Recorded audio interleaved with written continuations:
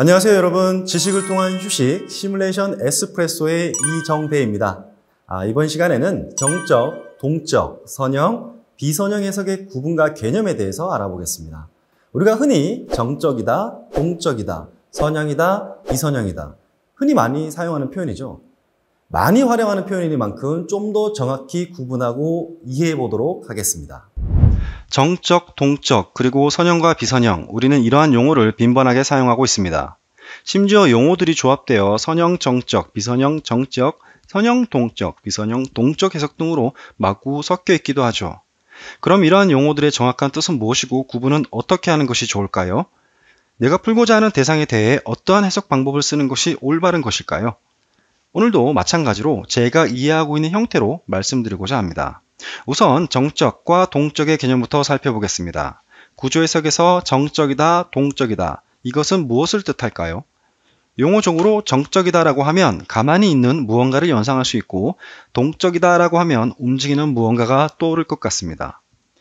용어가 주는 이러한 느낌이 꼭 틀린 것은 아니지만 정확하지는 않습니다. 예를 들어 화면에서의 정적 해석은 분명히 움직였습니다. 그렇다면 가만히 있는 무언가라는 느낌을 통해 정적이라는 용어를 정의할 수는 없습니다. 그렇다면 움직이는 무언가이니까 이 해석을 동적 해석이라고 할 수 있을까요? 이건 역시 틀린 것입니다. 사실 정적이다라는 것의 정확한 의미는 변화대 동적 효과가 없는 것을 뜻하고 동적이라는 것은 변화하면서 동시에 동적 효과를 가지고 있는 현상을 의미하죠. 그렇다면 동적 효과라는 것은 무엇일까요? 뉴턴의 제1법칙, 운동하는 물체가 계속 움직이려고 한다를 현실 세계에 투영해보면 이전에 물체에 가해진 하중이 현재에도 영향을 미친다라고 생각해 볼 수도 있습니다. 이전에라는 단어와 현재에도라는 단어가 들어가 있으니 동적이라는 용어는 시간 개념이 필요합니다. 이제 다시 설명하면 이전 시간에 입력된 어떠한 하중이나 영향이 현재에도 영향을 미치는 것, 이것이 바로 동적 효과입니다. 이러한 동적 효과, 다이나믹 이펙트를 좀 더 우아한 말로는 관성, 이너시아라고 부르죠. 여러분들이 잘 알고 있으신 것처럼 이러한 관성 효과는 질량과 매우 밀접한 관계를 가지고 있습니다. 따라서 동적 해석에서는 반드시 질량과 시간의 개념이 포함되어 있어야 하죠. 이를 토대로 정리하면 구조 해석에서 정적이라는 것은 구조물의 거동 측면에서 관성의 영향이 거의 없는 상태라고 할 수 있고 동적이라는 것은 관성의 영향이 있는 것이라고 할 수 있습니다. 천천히 움직이면 관성의 영향이 없겠죠. 따라서 하중의 변화가 매우 느린 경우 정적이라고 할 수 있습니다. 여기 좀 더 구체적인 기준이 있습니다.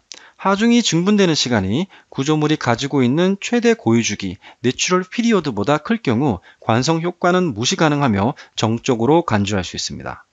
보고 계신 그림에서 시간에 따라 변하는 하중 F1, F2, F3를 취하고 관성의 영향을 무시한 채 구조 해석을 여러 개 수행하여 나열해 본다고 생각해 보겠습니다.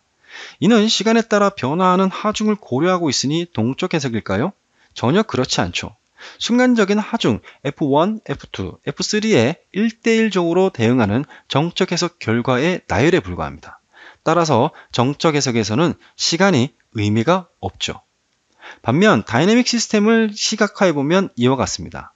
현재 시간 t에서의 하중은 물론 이전의 하중의 영향 역시 현재의 결과에 영향을 미치게 됩니다. 물론 멀리 떨어진 시간일수록 그 영향력은 줄어들죠.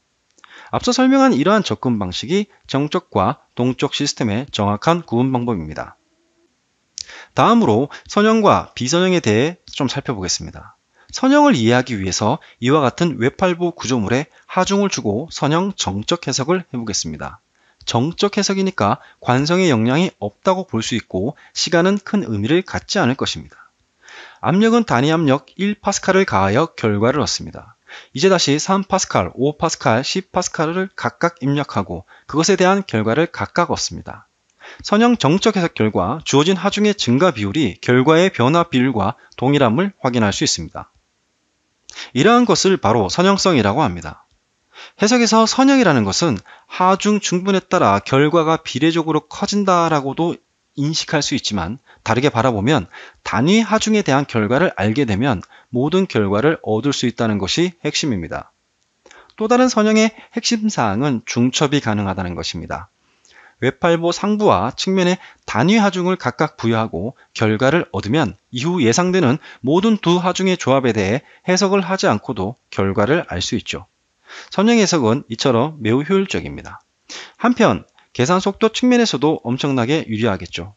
1편에서 이야기했던 강성 행렬이 해석이 진행되는 동안 변하지 않기 때문에 시스템 방정식을 한 번만 풀면 되기 때문입니다. 한편 선형이라는 단어는 동적이라는 단어와도 어울릴 수 있습니다. 앞서 보신 식에서 몇 가지만 추가를 하게 되면 시스템의 운동 방정식을 만들 수가 있는데요. 사실 F는 KX라는 수식도 여기서 관성항과 감쇄의 항을 빼고 생각한 것에 불과하죠. 관성과 감쇄가 포함되어 있으므로 이제 시스템은 동적입니다. 이 운동 방정식도 행렬과 벡터로 구성된 형태라고 볼 수 있는데요.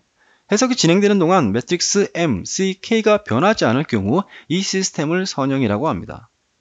이 경우 활용할 수 있는 해석 기법을 선형 동적 해석이라고 하는데요. 고유진동 해석의 결과를 활용하는 모달 타임 히스토리, 랜덤 바이브레이션, 리스판스 스펙트럼 해석 등이 모두 이 시스템과 관련 있고 통칭해서 리니어 다이나믹, 즉 선형 동적 해석이라고 합니다. 선형 동적 해석의 장점은 매트릭스와 벡터로 구성된 풀 이퀴에이션을 여러 개의 운동 방정식으로 분해한 디커플드 형태로 만들어 계산하고 이를 중첩하여 결과를 얻을 수 있으므로 비교적 매우 빠르게 결과를 얻을 수 있습니다. 그렇다면 비선형이라는 것은 무엇일까요? 비선형은 선형성을 가지지 않은 모든 경우라고 할 수 있습니다.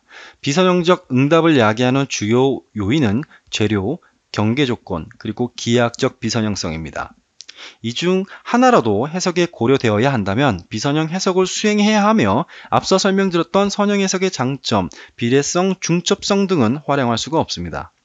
비선형 해석이라는 것은 응답이 비선형적이라는 의미이기 때문에 선형 해석과는 다르게 해석이 진행됨에 따라 운동 방정식의 개수들이 변경되기 때문에 해석에 필요한 계산량이 선형 해석에 비해 어마어마하게 커집니다. 정적, 동적, 선형, 비선형의 개념을 우리가 개략적으로 이해해 보았는데요. 이를 조합하면 이와 같이 4개의 해석 기법 형태로 구분할 수 있고 오늘 살펴본 이야기를 통해 풀어서 써보면 이렇게 쓸 수도 있을 것 같습니다. 사실 세상의 모든 구조물의 거동은 비선형적이고 동적입니다. 그렇지만 주어진 문제에서 관성의 영향을 무시할 수 있다고 판단되면 정적으로 간주할 수 있고 추가적으로 비선형성을 무시해도 결과 평가에 큰 문제가 없다고 판단되면 선형화할 수 있습니다. 이러한 가정을 통해 복잡하고 난해한 시뮬레이션을 매우 효율적이면서도 간소화하여 실제 엔지니어링 영역에 활용할 수 있죠. 오늘은 정적, 동적, 선형, 비선형 용어의 개념에 대해 알아보았습니다.